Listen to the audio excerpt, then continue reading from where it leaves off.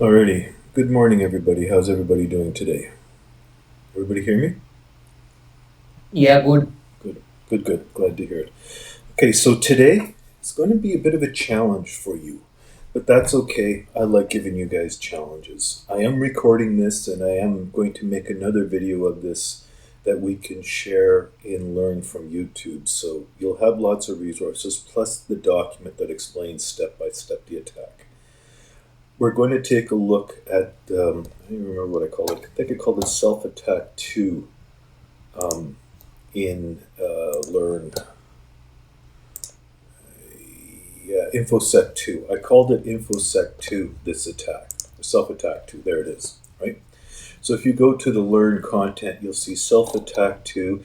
There is a link that works now to allow you to download the attack file, and there is a Word document explaining what we're going to do.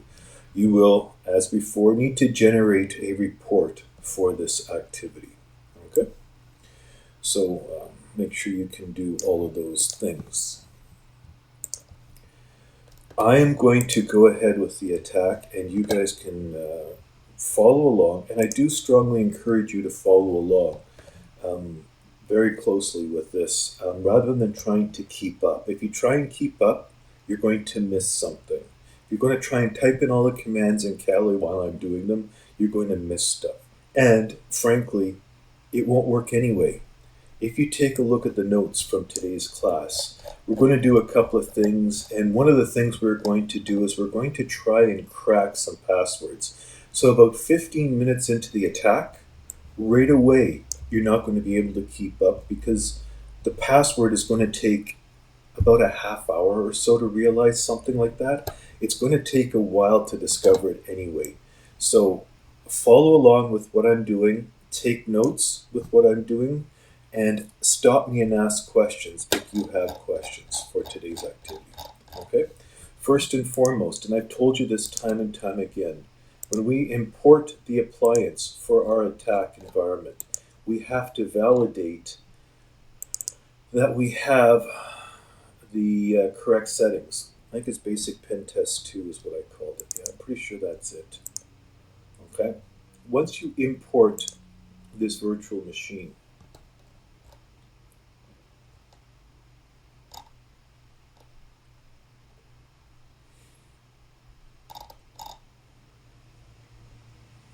I'm pretty sure that's it. I'm just going to do a sanity check here and make sure I'm not importing the wrong virtual machine. I'm pretty sure that's the right one.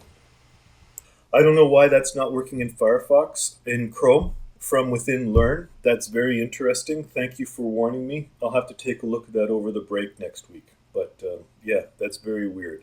So um, I've given you a link in the chat for this meeting. Okay? If you still can't download it, let me know. If I don't hear anything, I'm going to move on with the import. Okay? Once you have it downloaded, and again, follow along more than try and make sure that you're keeping up with me. When we go into the settings, there are a few problems here. It has actually a few issues here. One is that there's something wrong with the display. We're going to leave that as is. As I said, that's one of the less worrisome issues that we have with importing VMs. Another one is USB.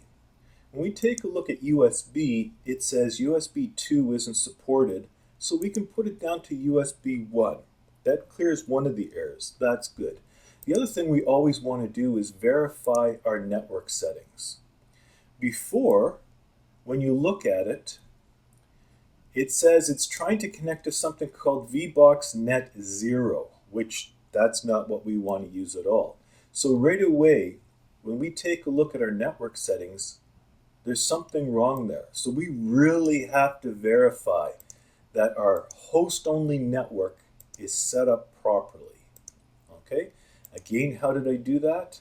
After I imported the virtual machine, we always verify the settings. We always verify network, because network is very wrong here. So we have host only, and then we want to specify the correct one and set the correct promiscuous mode. Also, we've got a couple of warnings in the dialog box. It's saying the video is wrong, and it's saying USB is wrong. Now we can take a look at the USB and fix that and then the warning disappears. Perfect. When we go to our display, it says it doesn't look like VBox SVGA. That's the old one. We're going to leave that as is because that tends not to Hi, be Stephen. such an issue. Yeah. Oh, sorry I disturb you, but could you make your screen little bit bigger? No, I cannot. You're It's going like, to have to zoom in on your side. Control on your end, hit the control key and zoom in with the mouse.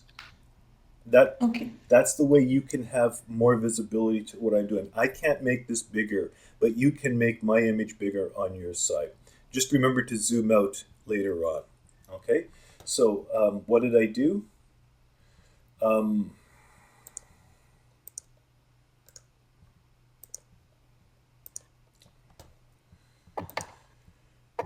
okay, so let's do this again. I'm going to go File, Import Appliance. On this dialog box, I'm going to specify where I download my files, and I'm going to specify basic pen testing 2 next.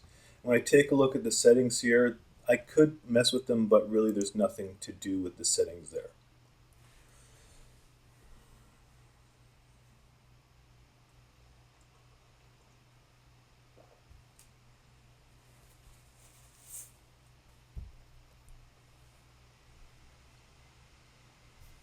Okay. Once it's in, once I've imported the virtual machine, I always go to settings. And it's in the settings that we see we have a couple of issues.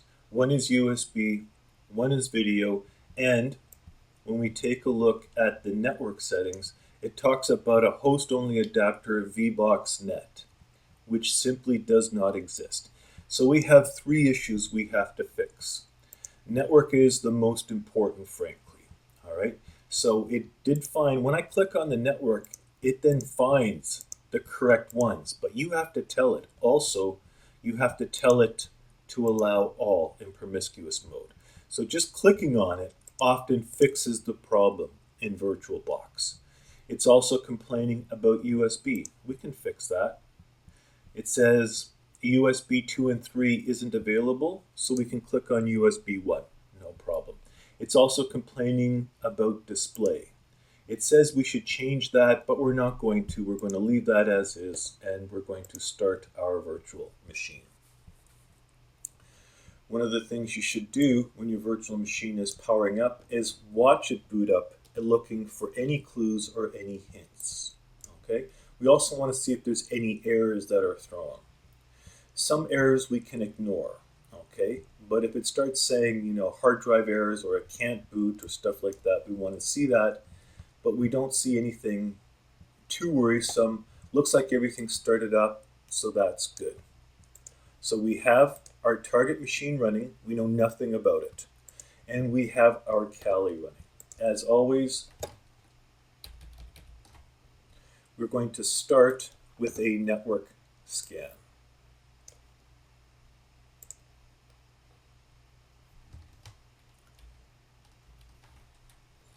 And map 192.168, whatever your network is, .0/24.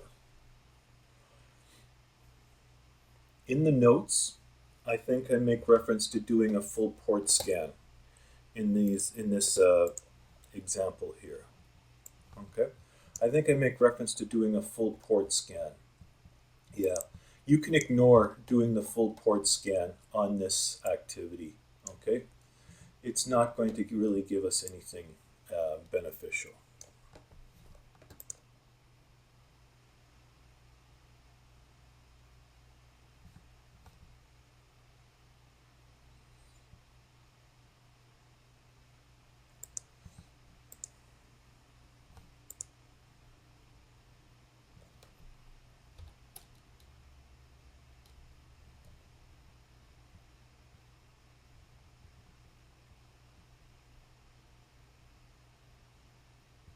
Hello, Stephen. Yeah, Did you have to put on your metasploitable machine? we're not using Metasploitable this time. We only have two machines running. Okay. Yeah.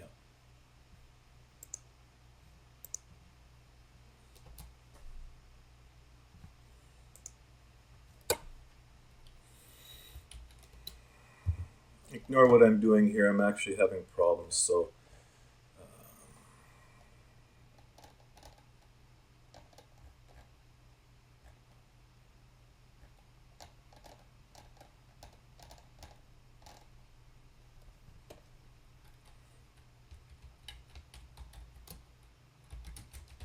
oh, there it is.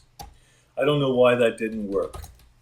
All right. I don't know why that didn't work the first time. Maybe I went too quickly and all the services weren't up and running. I don't know why that didn't work the first time, but it's working now, so that's good. Okay. And to answer Evie's question, no. When we're doing our attacks here, with one exception towards the end of the course, there's going to be one exception to this.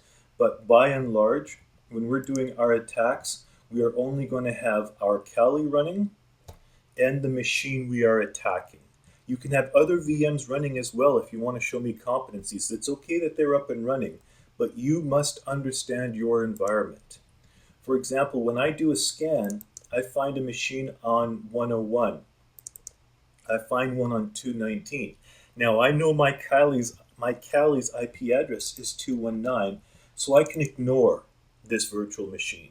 Or this I can ignore this one and I can focus on this machine here with my attack. In the notes, I tell you to do a detailed attack on that one, including doing a full port scan. But we're going to pass on the port scan today. You can if you want. There's nothing wrong. It's just that it takes a long time and it doesn't give us anything. Of course, if you're going to do a detailed scan, you need to do the sudo command.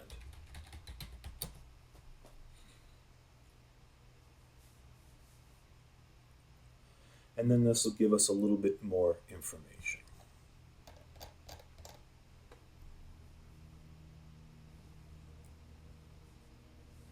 Okay. And we see some really interesting stuff. OpenSSH is running.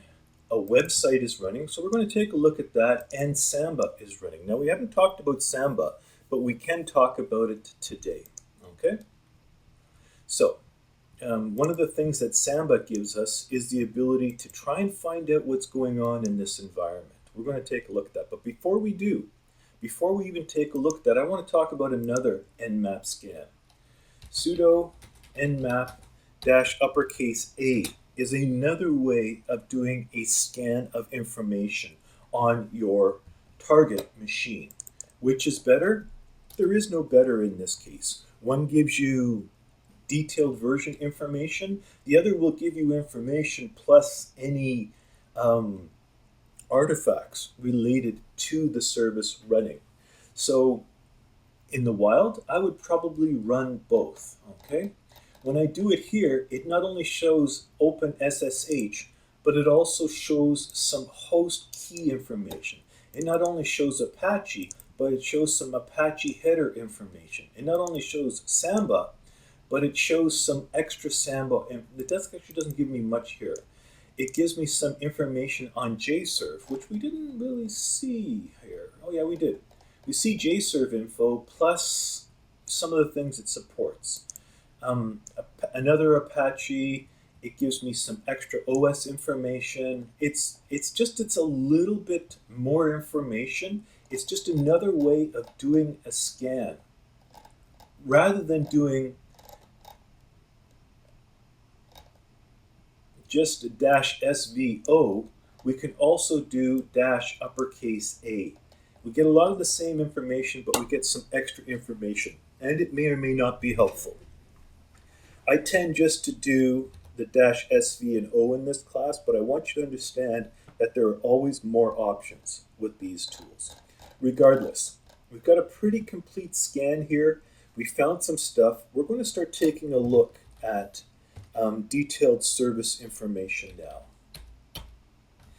First thing I want you to look at is a tool called enum for Linux. All right? And we want to specify our target IP address. And when we run that, we get a lot of information. Now, this doesn't always work. Sometimes it works, sometimes it doesn't, and it really depends on the version of the Samba software running on the target machine. It works here. In future classes, we're going to have to do some tweaking to get it working. But for today's class, it does seem to work. Samba, and let's start labeling our tabs. This is Nmap scans. This is my enum for Linux attack. And what it does is enum for Linux shows me all the services that are running or all the information it can find on Samba. Samba is a protocol that allows Windows to do peer-to-peer networks, and it allows Linux, in this case, to communicate as a Windows peer-to-peer network. SMB is the protocol. Samba is the Linux implementation of that protocol. Okay? And it shows me lots of information. This is one of the reasons why old versions of Samba are no longer supported, because it is extremely vulnerable. Anytime your network scan shows that Samba is available, one of the first things you want to do is do a detailed scan of Samba and see if it tells you anything. It's not necessarily going to give you passwords. It probably won't give you passwords, but it might give you some user IDs that you can try and attack. All right? As I scroll through my list,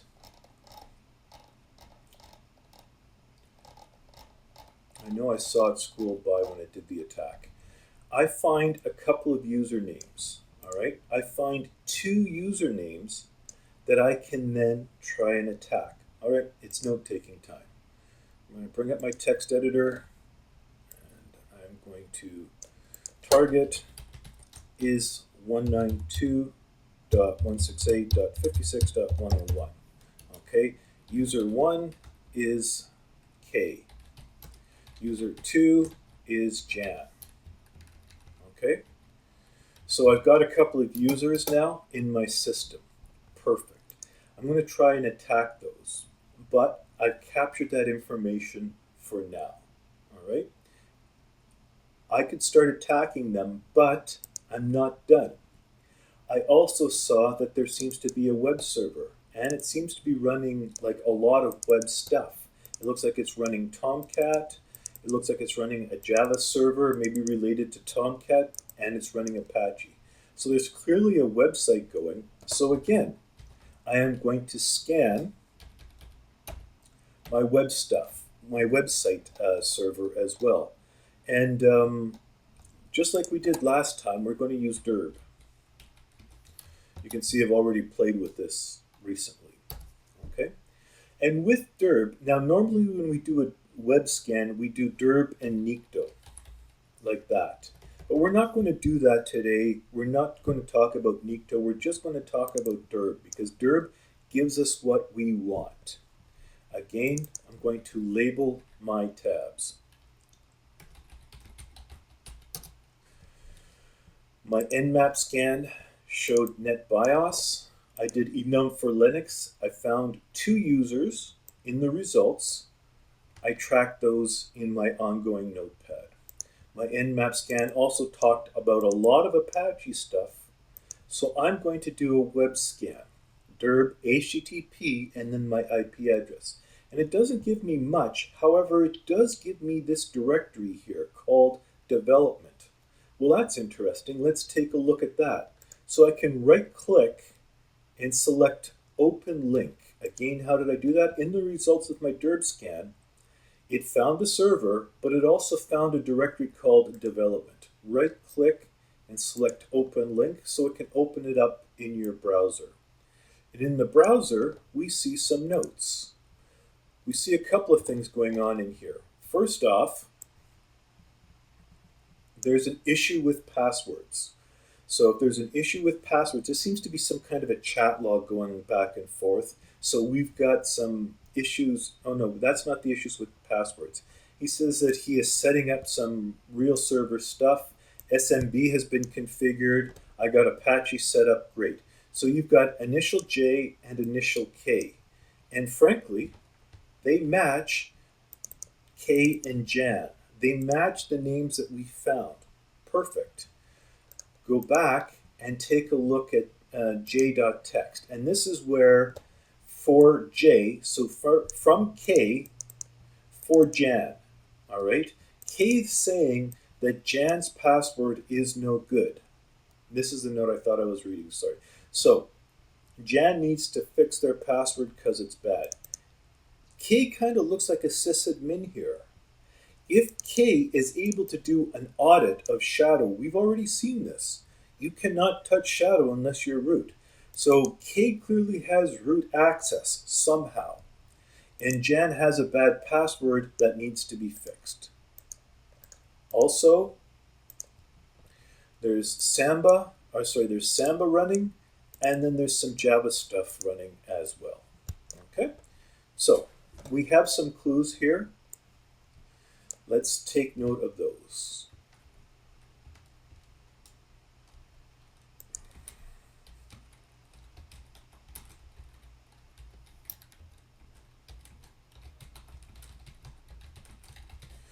So K may be an admin, and Jan may be a regular user.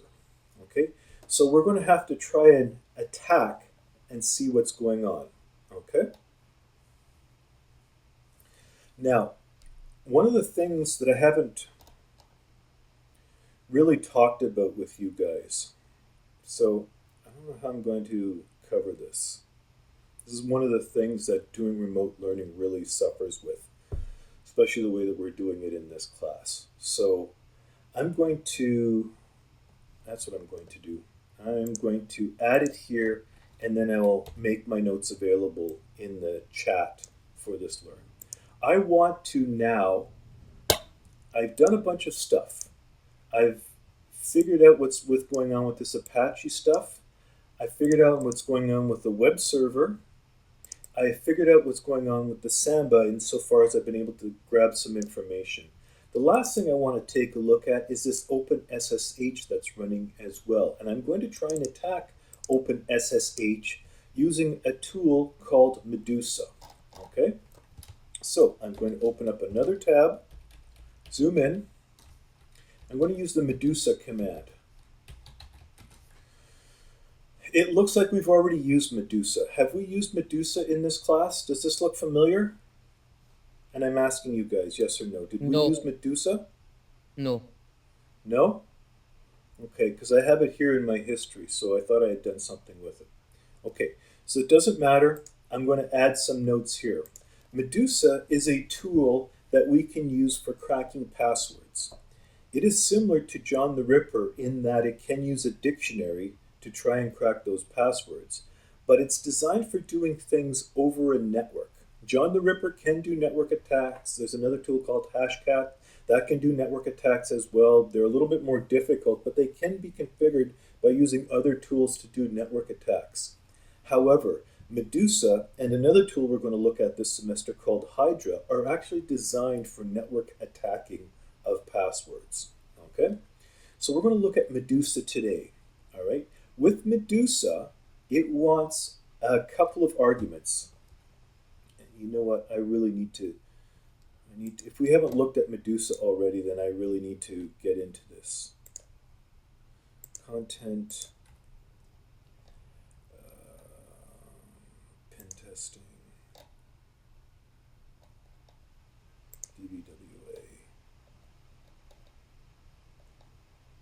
self-attack one, DBWA.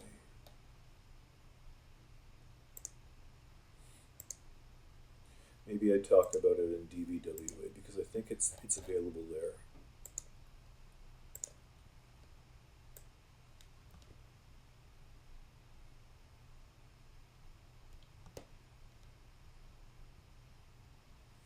No, it doesn't.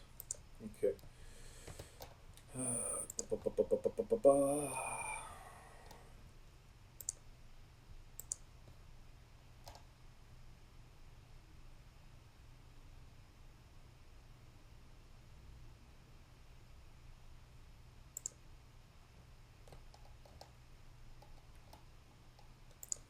Just give me one sec, ladies and gentlemen. I'm just going to try and find a support document for this.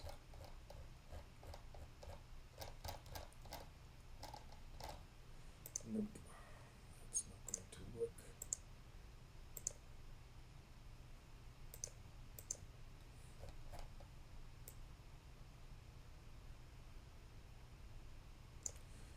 It's not going to work.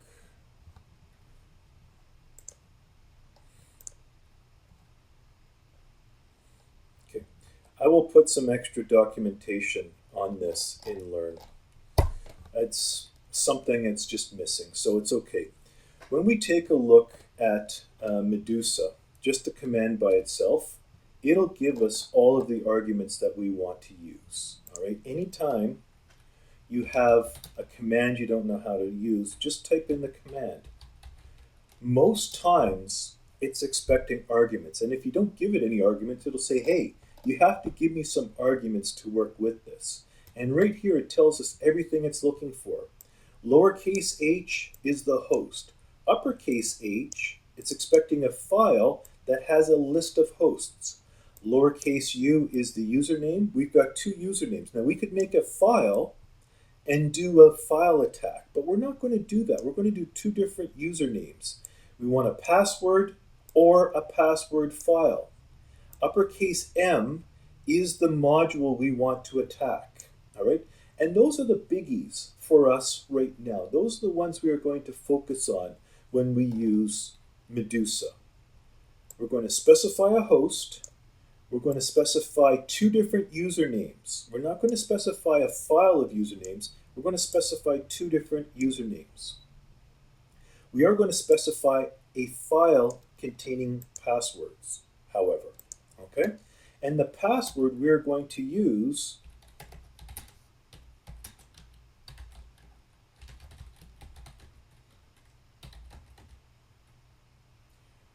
perfect.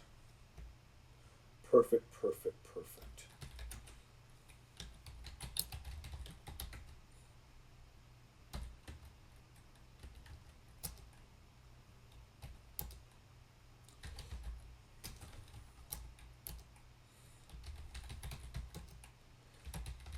Okay. So when I type in Medusa, I get these list of arguments. And one of the things it wants is a password file. So we're going to give it a password file, no problem.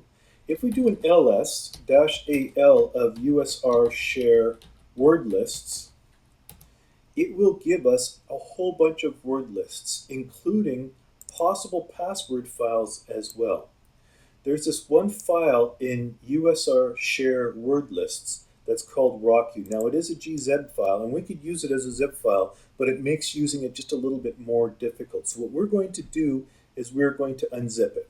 You only have to do this once, okay? There are other word lists we could use. There's the passwords.lst file that we could try using. We also have the John the Ripper password file that we used before, but we're going to use this one.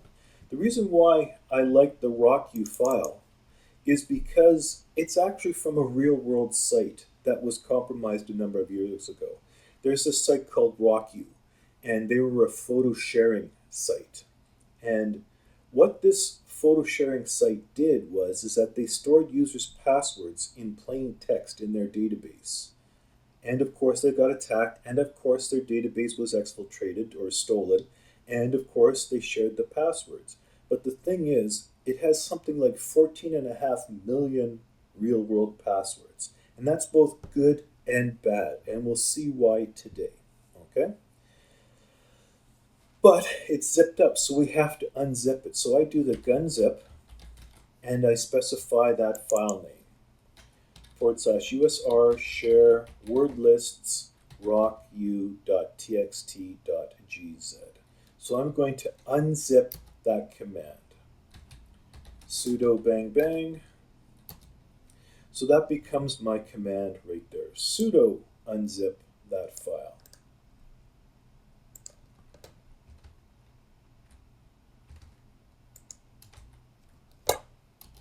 Okay, so I've unzipped my dictionary that I'm going to use for this attack. Perfect. Now I need to start extracting those passwords and cracking them. And like before, I'm going to create a directory. I'm in my home directory. Call it whatever you want. I don't care, all right? Nothing in there. And I've got two usernames here. I've got two users, K and Jan.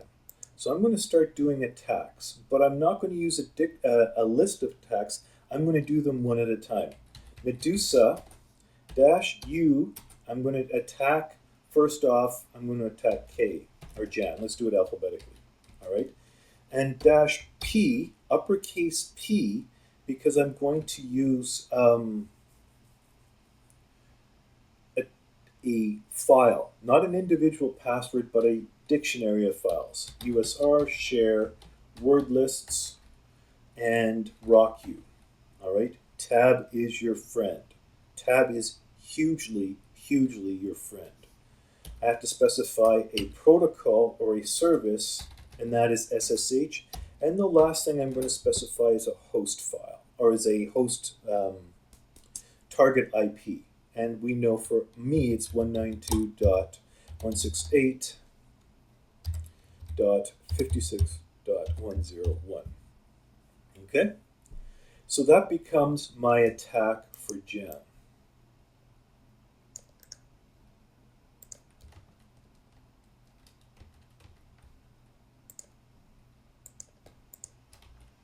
Okay? Medusa is the command. I'm going to target Jan first with the RockU password file. I'm going to specify the SSH protocol, and my target host is going to be 101. I don't know why I got truncated, but it's 101. It's not 1. I must not have highlighted enough. Okay? And then it'll go through and it'll try and crack that password. It will take a long time. All right? Something like an hour it will take, which is why I actually give you in the notes Jan's password. You take a look at the notes.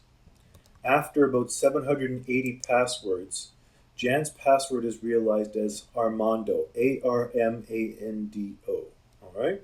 You might be able to do that with the John the Ripper password as well, but this is why we do two different attacks. This is Jan. Let's call it Medusa Attack. Hi, Stephen. Jan. One sec, please. I'll be right with you. So we're going to need to replicate that on another attack. And this is going to be the same thing. I'll be right with you. But we are going to change that from Jan to K. And again, we have to get the correct IP address. Okay, so that's going to be our second attack. Who was that spoke, please? It was me, Haresh. Go ahead, sir. Okay, so at which particular, I mean, where we are performing this attack, on what page or on what sense? Sorry, say that again. You broke up, sir. I mean, where we are performing this attack, like on a login page or where? I am not aware about that. Yeah, that's why. Okay, so we're not doing this on the server yet at all. Okay, this is all done on the client.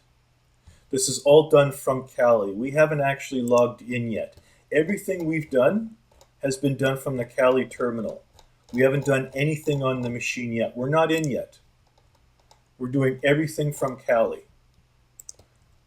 Does that answer your question? Okay, got it. Yeah. Okay, so I've done 5 things so far. I've done an Nmap scan. I've discovered a couple of usernames by using enum for Linux. Going through my results, I found 2 users. Doing my web scan, I also found indicators that those 2 users are real users, and when I looked at the web page, it looked like one of them might actually be an admin. When I take a look at this, it kind of looks like K might be an admin. So I noted all of that in my notes. I then, realizing that they run SSH, I did a network attack trying to crack their SSH passwords. K's will not crack. I'll tell you that right now. You can go through all 14 million passwords. K will not crack. Jan will, but it takes a while. It's a long way down. It's Armando. It's a long way down, but that's okay. It will eventually work, and that's why we take notes. Sometimes these attacks take a very, very, very long time. I have copied and pasted my commands in the chat log for you to use. I'm also going to upload this at the end of our talk. Okay? But that is basically how you do a Medusa attack. That's it. With Medusa, you specify either a lowercase or an uppercase u. If you use an uppercase u and you specify a list of users, you have to be very careful, because what it does is it does the first user and it goes through every password, which on a file like RockU can take like 100 days to try and crack. If it does each password a second and you have 14.34 million seconds, that's like 160 some days to crack. So you have to be very careful about specifying a list of users, which is why I usually try and attack a couple of users in separate tabs. I have one user here, I have another user here, and I usually find that that's a better way of trying to attack a service like SSH. Other services are faster, but as you can see, it does about one every second or so, and that's going to take a very long time to go through all the passwords. Let it run though, because at some point you're going to find a password for Jan. You can stop K. We've typed it in, it's not going to work, so you can stop that attack. There's no value in it. But let Jan run until you find that password. And again, it's going to be number 780 of 14.34 million passwords. Okay? So we're going to let that run. And we are going to now, to answer Haresh's question, we are going to try logging in. Let's assume, for argument's sake, that Jan's scan has been completed and we've discovered Jan's password. Now we can connect. And again, you must understand your environment. All right? We are going to connect from Kali to Basic 2 over the host-only network. And we're going to do an SSH connection using the command line SSH tool. Okay? We are going to go SSH as Jan at 192.168.56.101. The first time you connect, it will say, hey, do you want to save this fingerprint? And you're going to say yes. The first time you connect, it says, hey, I'm going to, I have a fingerprint. Type in yes. Now I can't recreate that, unfortunately, because this isn't the first time I've attacked from this machine. But normally it'll say, hey, do you want to download this fingerprint? Type in yes, and then it'll ask for Jan's password. In the notes, I tell you that the password is Armando, A-R-M-A-N-D-O, all lowercase. You will eventually discover that here, but not yet. So you type in the password A-R-M-A-N-D-O, and then you can log in. Congratulations, you've gained access to the server, and you can try sudo cat etc shadow. And you want Jan's password, and we know Jan's password is Armando. And it says Jan is not in the sudoers file. This incident will be reported. Well, blast. Okay, but a couple of things have been realized here. First off, sudo is installed.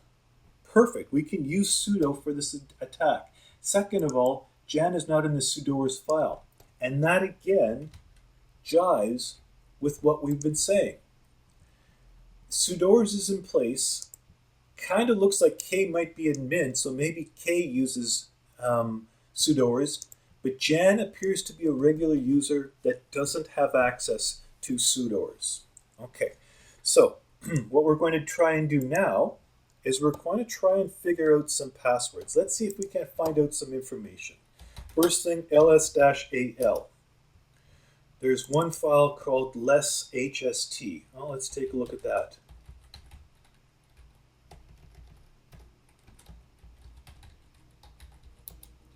And we don't have permission. We don't have a permission to a file in our own directory. We'll have to take a look at that later on maybe. I never come back to that. If you want to take a look at it, but it's nothing for us here. So, but there's another user, right? So let's do this, ls-al. There is a user called K. We're logged in as Jan, but there's a user called K, and it looks like we may be able to look at K's directory. And this is why you never let people look at other people's directory. I can go into K's directory, or I could type in cd home K. Doesn't matter. I'm in K's directory, and even though I am Jan, I can see the contents of K's directory. All right? Including something called password.back, which is 57 characters long. That's interesting. Let's take a look at that. And of course we can't. We can't see this because we don't have permissions. But there is an SSH directory. And we can actually look at that SSH directory, which is problematic. You should never be able to see somebody else's SSH directory. That's not good at all. So let's see if we can't take a look at that directory. All right. And when we do an ls-al, it looks like we can see authorized keys. That's a public key. We have an IDRSA, that's a public key. But IDRSA.pub is a public key. IDRSA, that's a private key. You can tell it's a private key because it's quite a bit bigger. Public keys are smaller than private keys. And it looks like I might be able to see K's private key, which means I can use K's private key. And this is one of the risks with key-based authentication, which is what this is. Public keys are like something the world can see. It's not the best that everybody can see a public key, but it really doesn't matter at the end of the day. It can be used as part of an attack, but it's kind of like having the username. A public key is kind of like the username. You don't want to share your username because it's half of the equation and it's the easy half, but it's not that big of a deal if your public key gets shared. The private key is kind of like the password. And you want to keep that protected. You don't want people seeing your private key. If people can see your private key, they can use it against you. They can try and crack it. And that's what we have here. We are able to see this private key. Let's verify. Cat ID RSA, so we can take a look at the contents. When I say show me the contents of a file, I'm saying cat that file. And I can see this RSA private key. I want to crack that private key. And this is a two-step process. If we're going to crack this key, we have to copy it and paste it. So I'm going to, again, label my tab. This is Jan SSH session. So I know what's going on. And I want to now steal that information. So I start at the very beginning of the file, and I go right down to the very end of the file. Go right down to the end, highlight it, and copy. Start a new session, and save your work. All right. Now I could save it here in the terminal using Nano or Vibe, but frankly, it's just easier to paste it here. Let's make this full screen so we can see what's going on. That looks good. 1, 2, 3, 4, 5. 1, 2, 3, 4, 5. That looks pretty good. I'm going to go File, Save As. Again, I'm going to go into Attack 2, and we can call it whatever you want. It's called IDRSA. Let's call it ID_RSA in our Attack 2 directory. Okay, so I've saved the file. Perfect. I've opened up a new session. I'm going to call it cracking the ID RSA. My file is right there. Okay, so again, how did I do this? After I figured out Jan's password, and we're still working, I mean, we're at 392. That's probably the halfway mark. I think it was 780. So right here, bad boy is actually the halfway mark of our crack, which is why I'm not waiting. But if we do crack it, we can start an SSH session as Jan. And because the directories aren't protected, we're able to find K's private key. Now we're going to crack that key. This is a two-stage process. The first stage is to run a tool that converts an SSH key into something that John the Ripper can crack.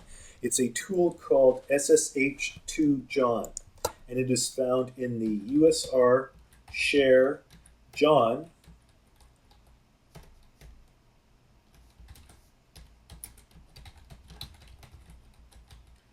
directory. If you do an ls-l of the USR shared John directory, you find a lot of stuff here. Okay, this is not in the notes, but there's a lot of scripts for cracking stuff using John the Ripper. It is also where we have our password.list file that John the Ripper uses, plus a whole bunch of Python scripts that we can use alongside of John the Ripper.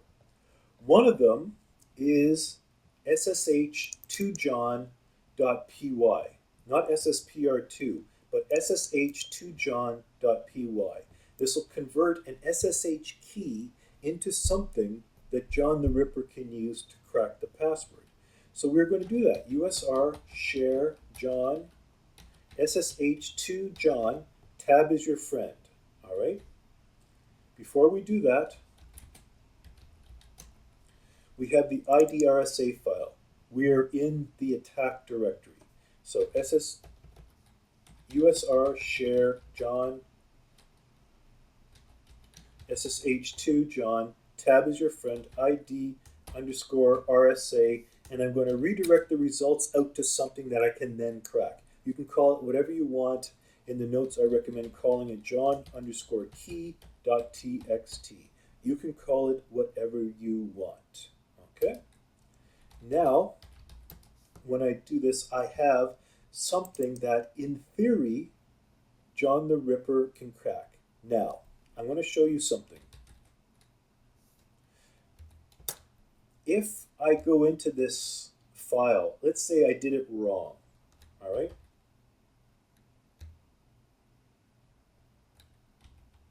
Let's say I try to grab the file.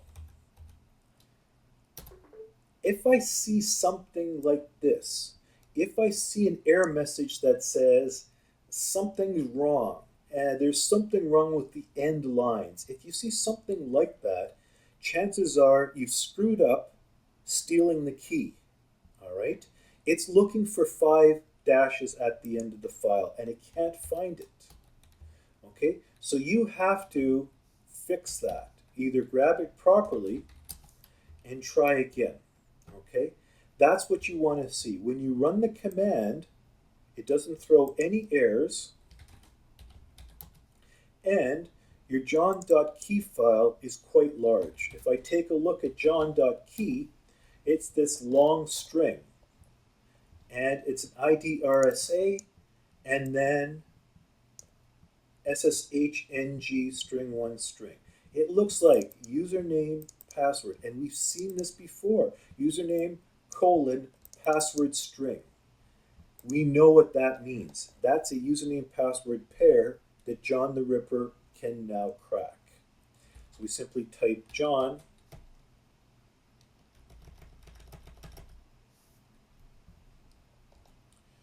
My system is complaining greatly.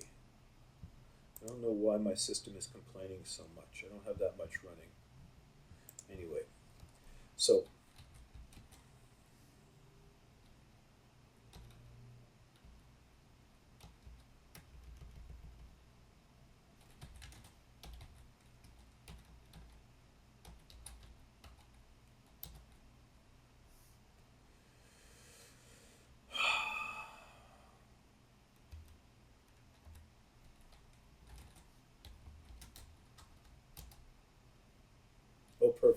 So I don't have a session running here.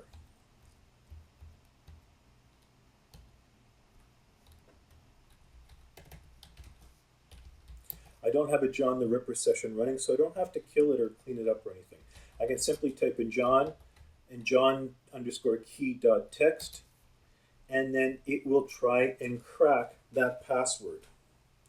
Again, this will take a long time, a very long time, which is why we use different tabs. Jan is still running. All right, we've given up on K because I told you it's not going to work. We were able to steal our SSH private key. We were able to convert it, and now we are cracking it. And again, it is going to take about an hour or more. The password is again going to be beeswax. Okay, so we know that the private key has a passphrase called beeswax. Now we can use that. We're going to go back to our session. Again, understand your environment, which is why I've got a second diagram here. We did an attack from Kali over our host-only network to basic 2. We started an SSH session from Kali to basic 2. We've now got a private key for SSH, and what we're going to do is we're going to do an SSH session on itself. We're going to do an SSH session from basic 2 to basic 2. We're going to do a localhost SSH session, but this time it's for K, not for Jan. Even though I'm logged in as Jan, I have found K's private key, and I can use that to compromise this session. This session, SSH K at localhost. Again, it's going to say, do you want to save this fingerprint information? This is what you see the same as last time. Again, you type in yes, and then it's asking for K's password. Once this crack is done, it will show you that the password is beeswax, BEESWAX.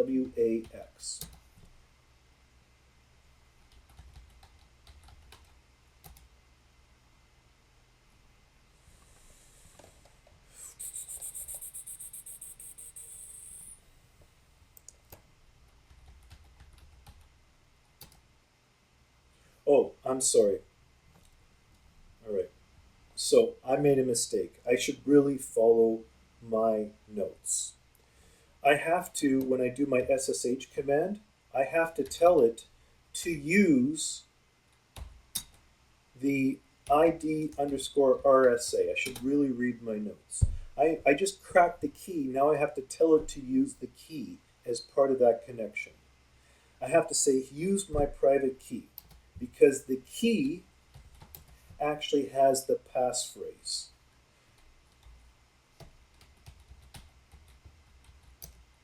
Okay, so that's very important. It's not SSH K at localhost. It's SSH -I and specify the key. So you have to be in the right directory. All right, I'm in the directory with that. That's why I didn't start a new one. I'm in the right directory, I specify the file, and then I can specify the connection. And now I have a connection as key, all right? Who am I? You are K. IP adder, you are on the target machine. ls-al. Now I can take a look at that password file. And there is my very long password string.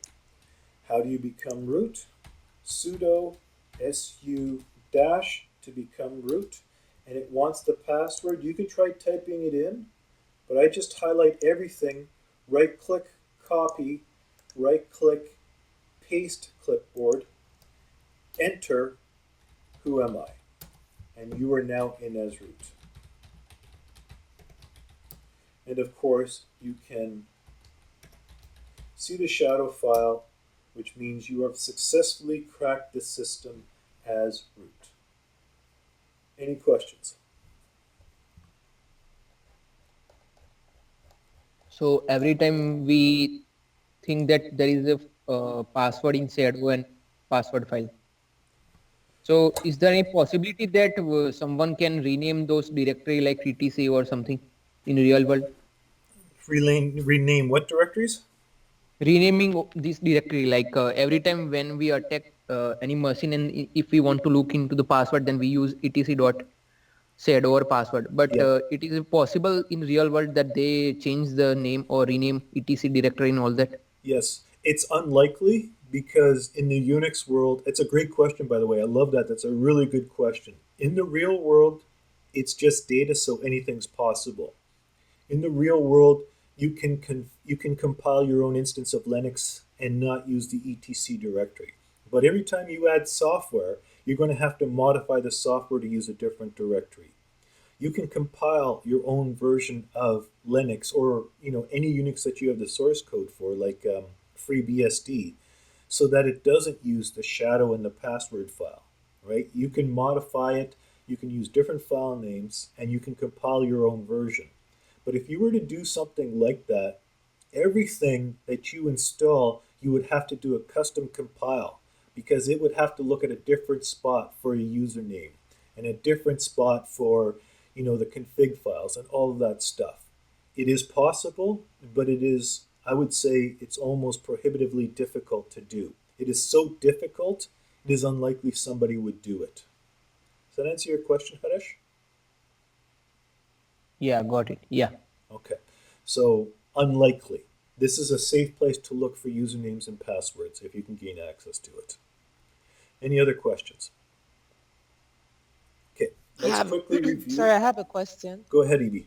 Is there another way to crack passwords using SSH apart from this? Yes, there's always different ways of cracking passwords for SSH.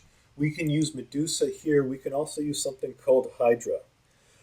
We will be looking at Hydra in a future class, but Hydra is better for attacking web pages. Hydra can attack SSH, but Hydra is better for attacking web pages.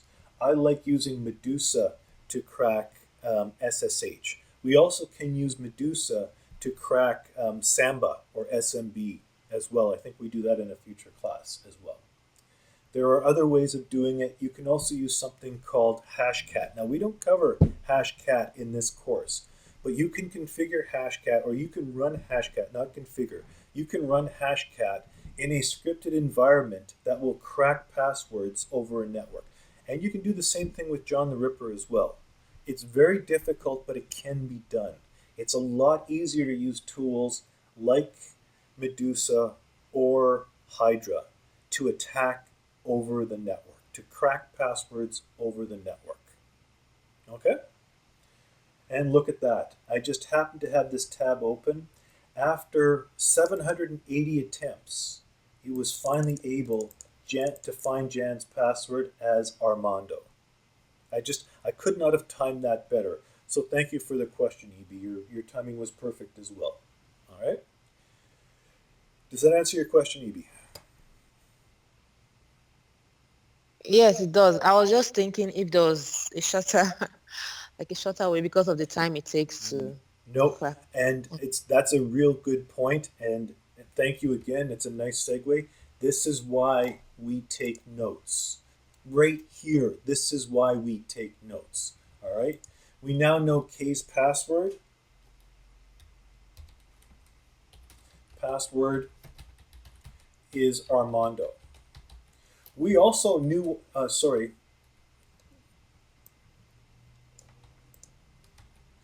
we know Jan's password is Armando. Now we know K's password as well.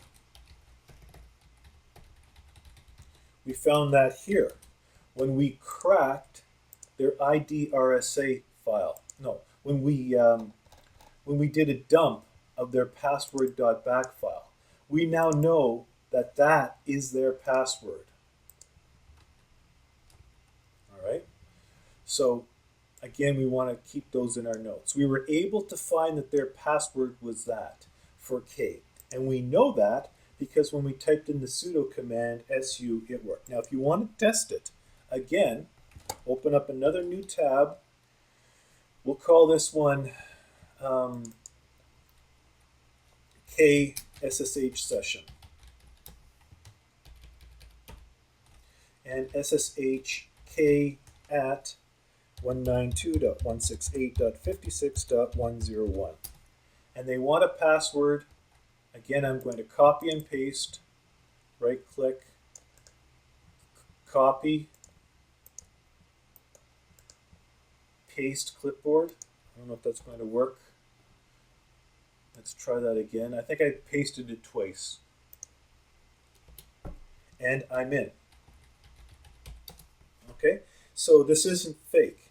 We've been able to figure out Jan and K's password. And when I do the sudo su command to become root, it asks for that password, paste clipboard again, who am I? It all works. Okay? Any questions? I have one more question. Go ahead, Edie. I noticed when you saw the Python file, you were able to just, is it that you tried various ones first before you knew that exact one? That's a really good question. To be honest, when I was researching this, I saw that solution before figuring it out myself. So I didn't figure it out. I found the solution and I brought it to class. So, full disclosure, I don't know if I would have discovered that on my own had I not seen that solution. That's a really good question. But when I saw that, that's when I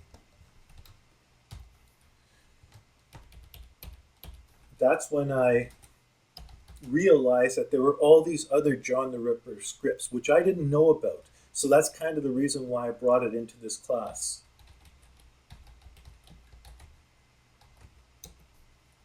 When I saw all these other John the Ripper scripts that I could use, that's when I realized that I really needed to bring this activity to you guys so you could see all the different scripts that come along with John the Ripper. I didn't know about that before I first took a look at this activity a couple of years ago. Okay? Any other questions? Okay. I'd like you to do an attack on this. I've been recording this. You should be able to go back through and realize what I was doing. I am going to upload this Medusa Attack. I'm going to call this Medusa Attack.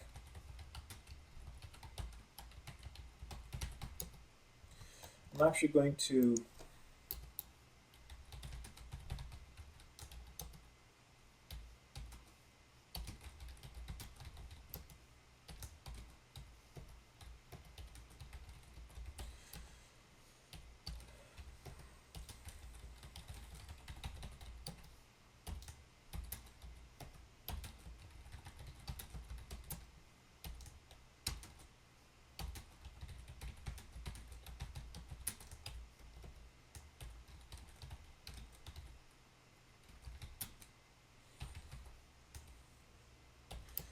and then -H for the host.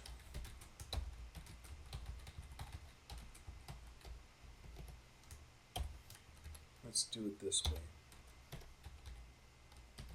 Single IP address. I think that's everything I did there, yeah. So I'm going to save that, and I'm going to upload that so that you can desktop.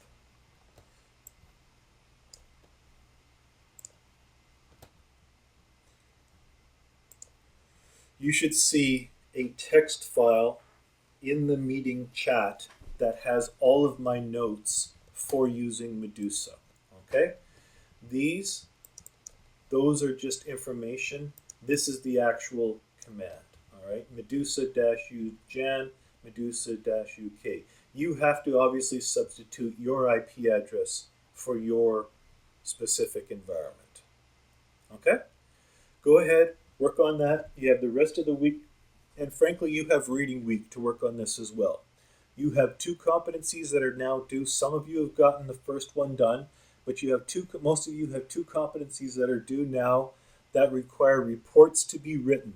Once you have your competency done and you've uploaded your report, let me know. I'll take a look at the report and then we can go through the competency together. If you haven't completed the Metasploitable competency, please get that done as quickly as possible. You're starting to fall behind. Alrighty? Any questions?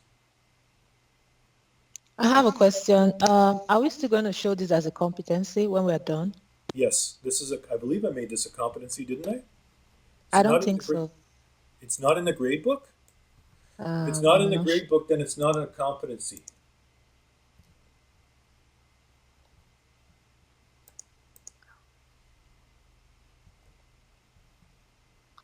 Oh, you're right. Oh, no, then no worries. Well, blast. Okay, well, yeah, no, good call. No, this is not a competency. So just focus on self-attack 1. Ah, damn, I like this one. I really like this one. I strongly encourage you to do it, though, even though it's not a competency, because I'm pretty sure I do some of these activities on the midterm exam. Thanks, EB. I thought I made that a competency. Well, that's okay. It's a little busy anyway, so that's fine. Yeah, no, it's not due as a competency, but I strongly, strongly encourage you to do this activity because I'm pretty sure I have some stuff on this on the midterm exam. We'll talk about the midterm exams after reading week. Okay? Thank you, EB. Thank you. That's very good. Yeah, Stefan. Steven. So this is self-attack 2, right?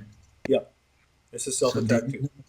there is a report in the competency reports. So we have to submit the report. I don't think so because I don't make it a competency. So I guess Yeah, I'm not going to make I'm you. in the Dropbox folder. So I there know. is I'm a just looking at it right now. I know. EB just pointed that out to me. okay. Oh, excuse me. So we don't have to submit anything. I don't know. Let me take a look at this. It Okay. doesn't seem that I make you. Well, when I take, this is the thing. I'm not going to add to the grades now. And keep in mind that this all got broken last semester. You shouldn't see that. This all got broken last semester when we were, when this is right around this time last year when everything changed at the college. So I changed a bunch of stuff to reflect that.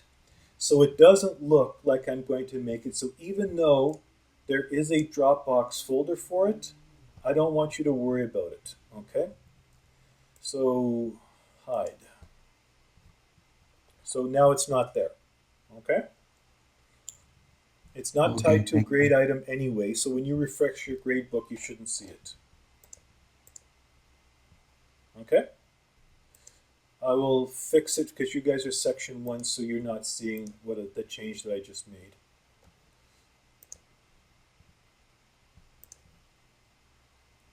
Okay, Hello, Steven. refresh the grades, refresh the Dropbox, and that should be missing now. Yes, EB. For the midterm exam, what exactly are we going to cover? Is it what we've done so far up to now? It's going to be up to the end of next week, the end of that week before exam week. I'm going to, just like I did last week, I'm going to give you an OVA file. You're going to have to download it, import it into VirtualBox, and then do an attack. If you struggle, you can ask for help, and I will give you help, but it'll cost you marks on your final mark. I will give you 12 hours to work on the attack, and in that 12 hours, you have to meet a certain list of objectives, write a report, upload the report to Dropbox. And once that's done, then you and I can sit down and we can go over the report and you can demonstrate that you've completed those competencies to me. Okay? If the report does not match what you have inside of Cali, you will lose marks. The report must reflect the work you did in Cali. That's what the midterm and final exam are going to look like. They are going to be 12-hour exams. I'm going to open up access to an OVA file. You can then download it and start doing your attack right away. Okay? But we'll talk more about this the last week of February, just before exams, because exams are the first week of March. So we'll talk about this the last week of February. Okay, so I have a question. Yep. So in reading wing, are you available if we want to ask you anything or? Yeah, I'm not supposed to be because I've got too much vacation and they told me to use my vacation, but I'm already working on something during reading week anyway. We're doing an open house and I'm part of the open house. And this is why I have too much vacation because I'm always volunteering for things. So, yes, I am available, but not every second of the day. I have a bunch of things I have to work on, so send me a message and I will answer when I can. Okay? I would rather not do competencies during reading week. I will answer technical questions. I would rather do competencies the rest of the time. But if you're stuck on something, I'm happy to answer questions, but I'd really rather not do competencies during reading week. Okay? Any other questions? Okay. I'm going to stop this recording now. So you should see the recording for today's session appear in Teams. And as I said,